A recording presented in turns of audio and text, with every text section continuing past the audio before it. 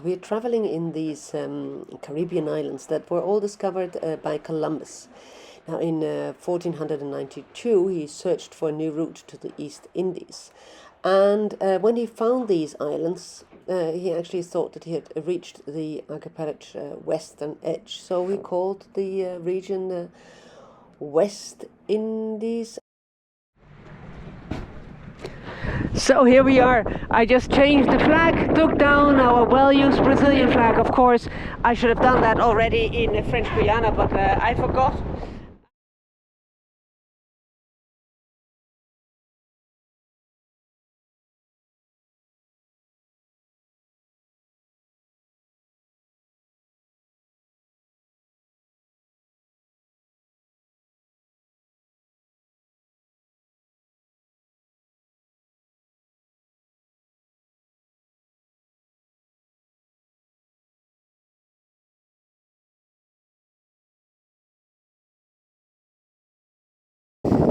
So Julia and I went to the airport, got a rental car. The males got the boat here to the fuel dock, and that's the washing machine that we can't get to work.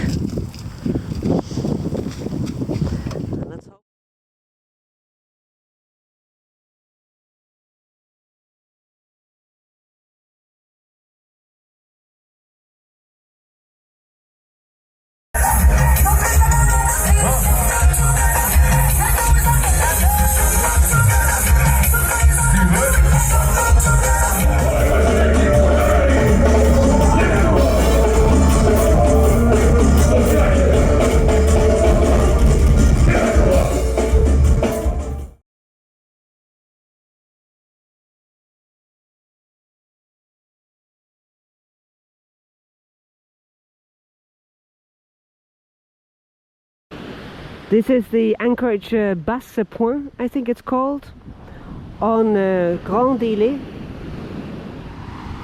And there are coconuts here.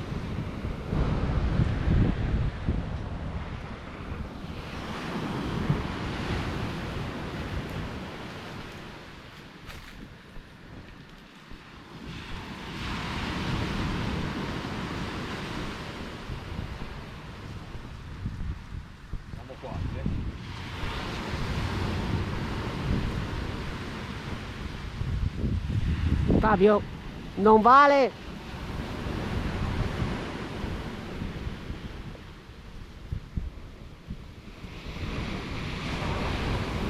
Ecco, mi sembra meglio. Giù! We have got 3 young kids on board, so if they really want this coconut water, let them try to find out how it's done, watching YouTube first. So now I send the kids on a cocoa expedition. Let's see whether they come back alive and with or without cocoa. Well, they managed to come back with a coconut, 2 dried ones and 2 green ones. Well, there were actually apparently they managed to get 3 green ones down, but they already drank one on the beach. Guarda, è bello, lo facete, avete aperto? Sì. 6 sassi negli altri.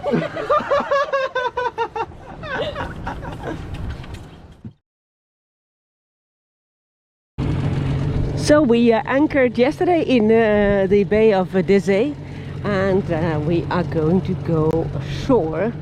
And perhaps, as you can recognize, this is the place where Death in Paradise is filmed. So yesterday night and this morning I watched several episodes just to get in the mood.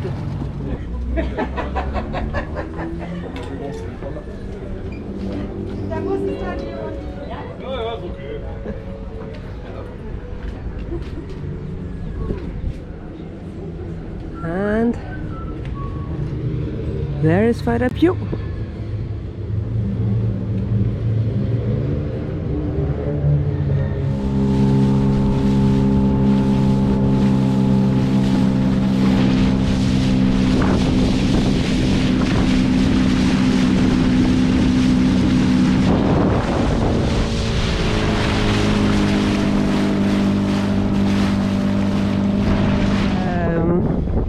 There in the background you see Montserrat. That's where we're going to go to later. So we are on the north coast of Guadeloupe. And this little island here is called Ile Blanc, which means little white island. And there's Father Pew, anchored on 7 meters. Let's go on a hike before sundown. Once around the island, and then I bought spritz. There are all these walking shelves everywhere we are.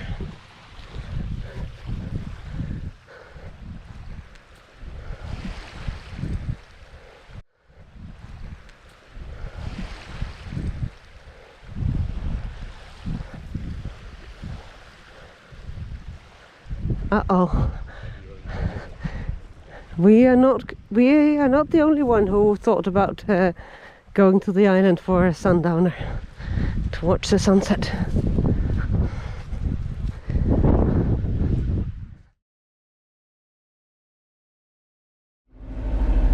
We are leaving Guadeloupe. We're going to go to Montserrat, and there's hardly any wind, nor any wind predicted.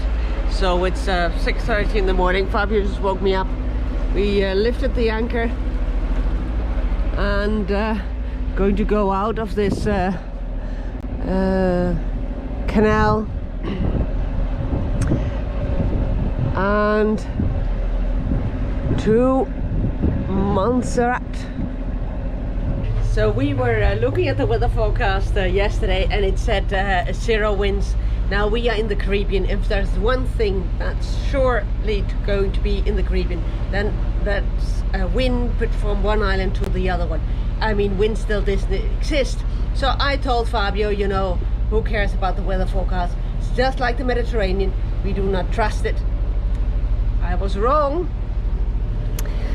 Behind me I have got the northern point of Guadeloupe. In front of me I've got Montserrat. And as you can see, I have got 0, absolutely 0 winds. Of course, we took up the mainsail because, well, we left this morning at 6:30. We need to get there during opening hours of the clearing in. So I got the mainsail up, thinking that as soon as I was out here, the wind was gonna start blowing. Apparently we are not in the Mediterranean. Sometimes the weather forecasts here are right.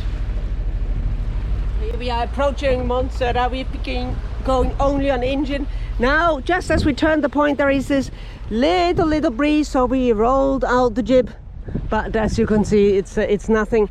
And we need to be on the north of the island where we can check in before the office closes at 4 o'clock.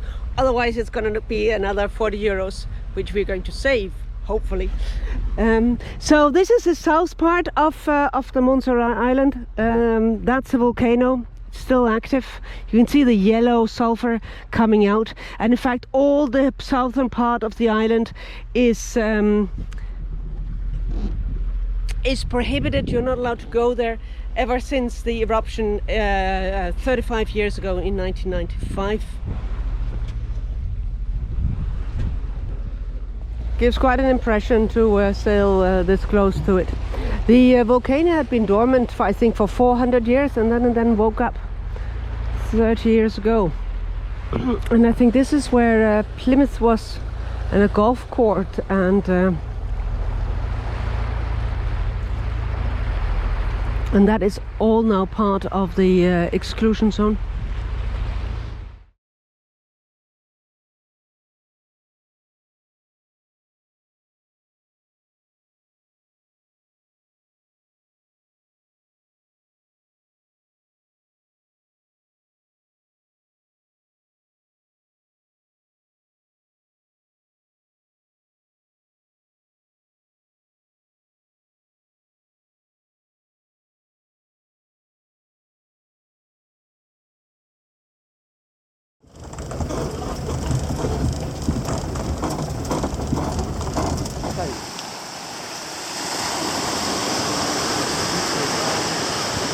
When you go up to the hill up there, you're going to see what it's looking like. You see? And that's the observatory up there in the mountain. You see the, up there with those antennas? All the way up there is the mountain observatory. It's not the... So all this here was sea. The boats came from the sea in here, and then where the car is and the big tree, they turned left.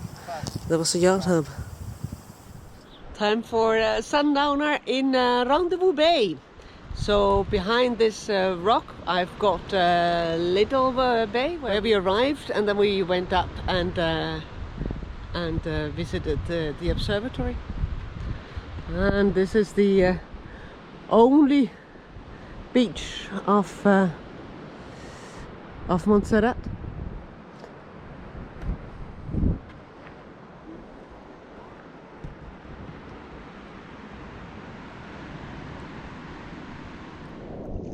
Swimming to the beach because there's no way we can land the dinghy.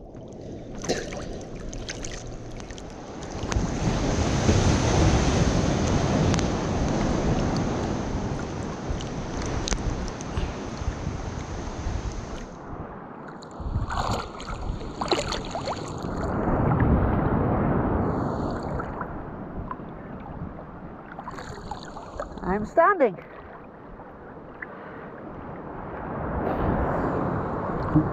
Okay. Let's go.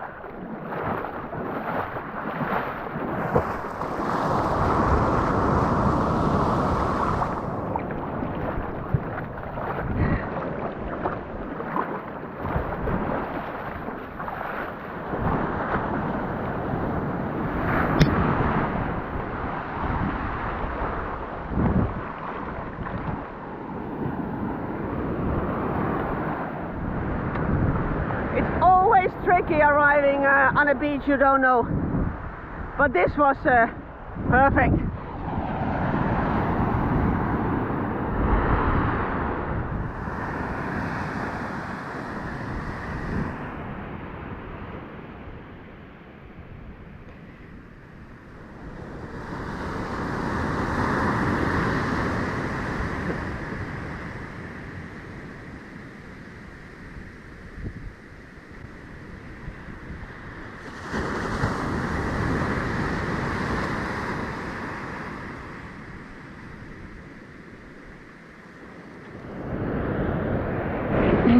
This is the only true beach left in Montserrat.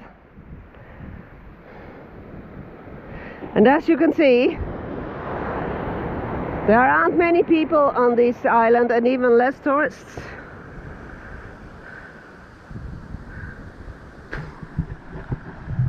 We did meet some tourists when we went to the little museum they have, and family from Oklahoma who took a plane from Oklahoma to Dallas, from Dallas to Miami, Miami to Antigua, and then the planes were sold out, so they took a chopper from Antigua to here. I am wondering whether these tracks are of a turtle.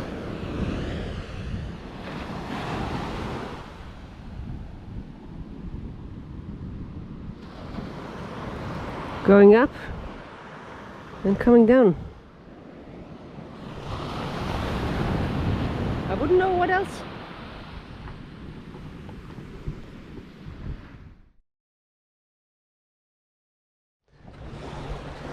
And there we are under Spinnaker since 9 o'clock in front of Nevis.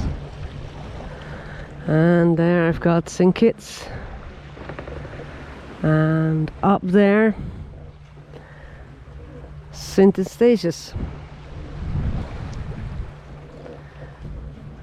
There's little wind, but if we just manage to hold a 5 knots, we'll be arriving before sunset, which would be very nice. And otherwise I'm just going to give it a little bit of engine.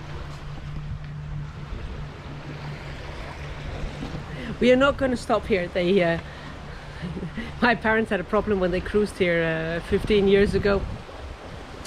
And I think my father was almost thrown in jail, so I decided I'm not going to stop.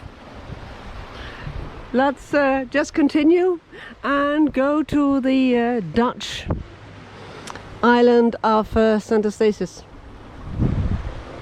And we are arriving in Sint Eustatius. By now the wind has completely disappeared, so we are running on our engine.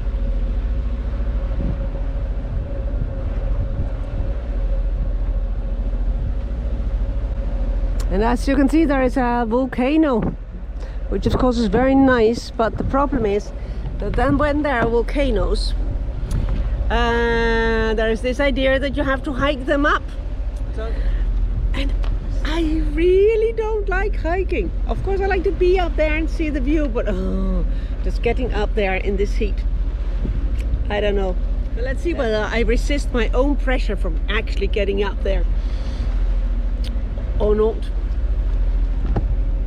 So here we are. We dropped anchor on 6.5 meters, and it's 4:45. So we are not going to go anywhere. We left Montserrat this morning at 5:30. So tonight, despite the fact that it's Friday evening, we are not going to go on land. We're going to do that lazily tomorrow. Going to hoist the Q, the yellow flag, the Q flag quarantine that I haven't checked in, and make some dinner.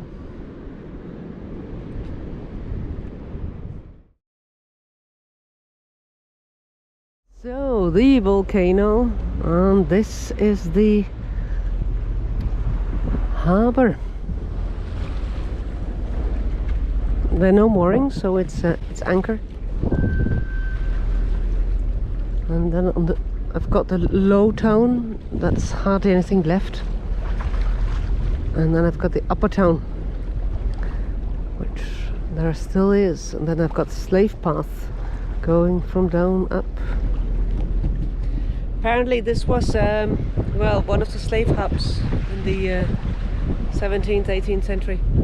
So the history here is probably quite tragic.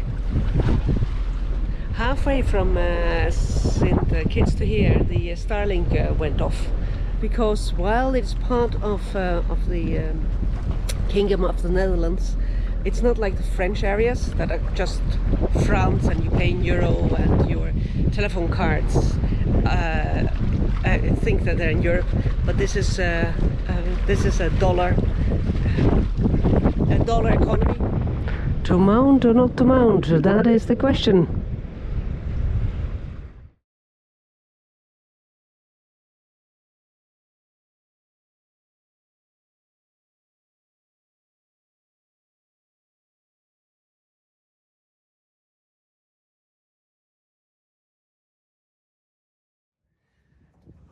It's Monday morning, and we just did our checkout here on Sint Eustatius, and we are going to leave. Now, yesterday we went up to the volcano behind me, and almost died, well, out of exhaustion and nothing else.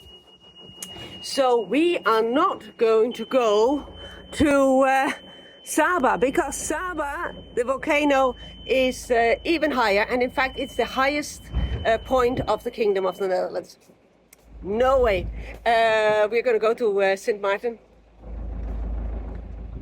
and then the French side. There is about 20 knots of wind coming from the east. We're going to go north. I think it's going to be a pretty fast sail. In fact, we just put 2 reefs in the main.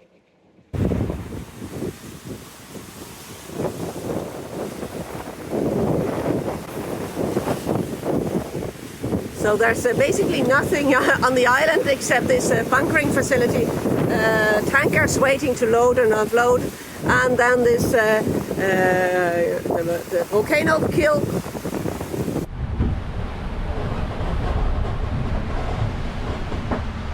So we sometimes a little surf down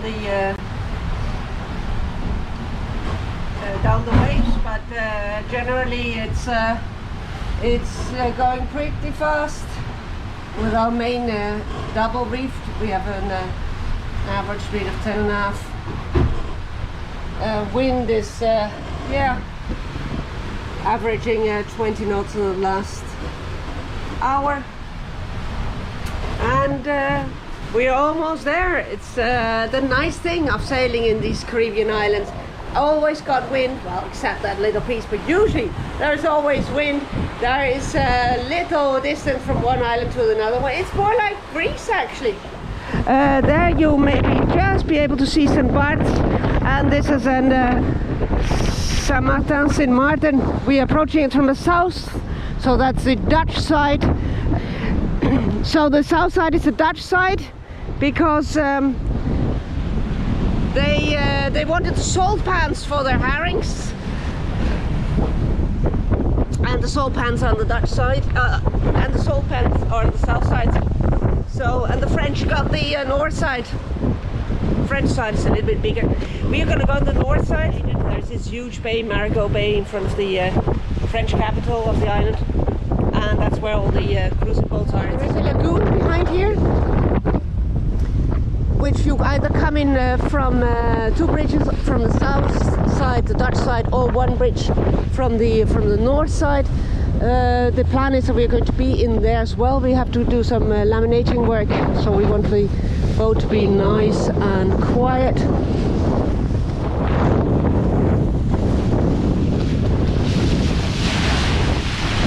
Let's see whether we're not going to get wet here. But no, we are protected from the waves. Before the point the waves were bigger, I would most certainly have gotten wet.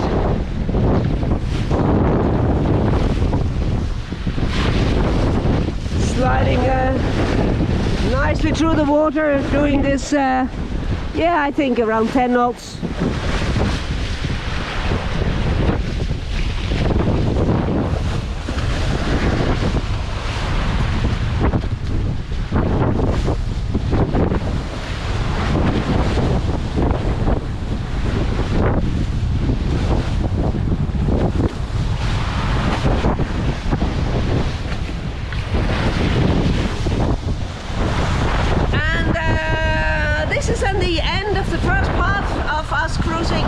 The Caribbean Sea.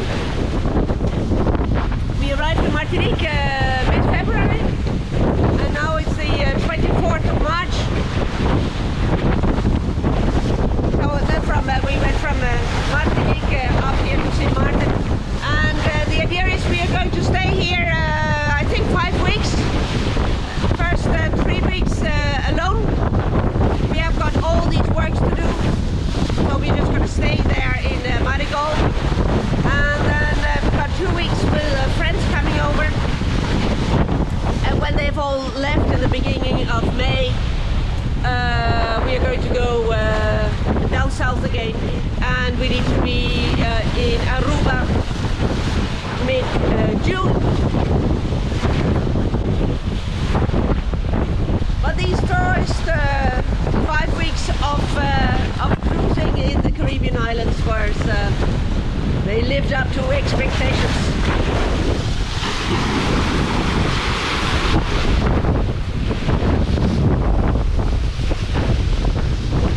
You can see a very small mainsail, double reefed. Oh, and I still got the quarantine flag. I didn't take that down. Well, should take that down and change it into the French one.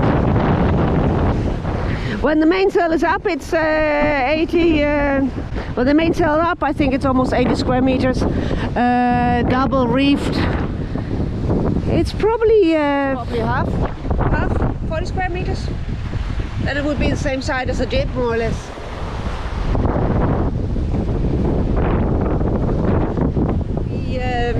We could, of course, put up more mainsail, and we would go faster. But the reason is that we are stopping for 3 weeks to work in St. Martin is because we've got cracks in all the bulkheads. So we are not looking to stress the boat more, and honestly it doesn't really matter whether we have an average of 10 or an average of 12 over this small whole stretch of water.